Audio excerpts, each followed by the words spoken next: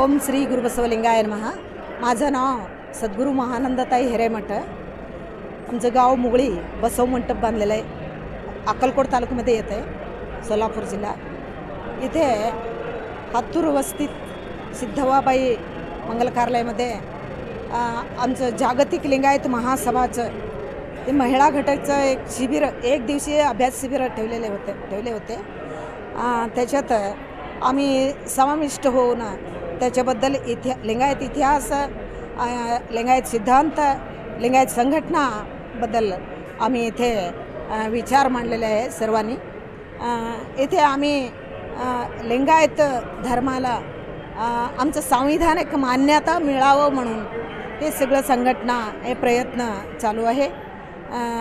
आमची बसवेश्वर स्थापन केलेले लिंगायत धर्म याचं धर्मग्रंथ वचन सिद्धांत म्हणून आहे। त्याच्याबद्दल आम्ही सर्वांनी इथे मिळून ते सर्वांना आमचं भक्त लोकांना ते कळविण्यात आलेलं आहे। अजूनसुद्धा संघटन करायचे आमचं प्रयत्न आहे। संघटना करून आमचं धर्माबद्दल माहिती देण्याबद्दल आम्ही प्रयत्न करत आहे। सोलापूर जिल्ह्यामध्ये अति वेगाने हे जागतिक लिंगायत महासभाचं घटक निर्माण होत आहे।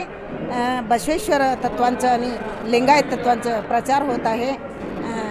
ह्याच्याबद्दल आम्हाला संतोष वाटतोय। तुम्ही शरणार्थी। ओम श्री गुरु बसवलिंगाय नमः। आज सोलापूर येथे जागतिक लिंगायत महासभेच्या वतीनं लिंगायत धर्मियांचं आज एक दिवसीय शिबिर संपन्न झालं। या शिबिरामध्ये राष्ट्रसंत बसवलिंग महाराज स्वामीजी, कोरणेश्वर महाराज तसेच माताजी सगळे उपस्थित होते।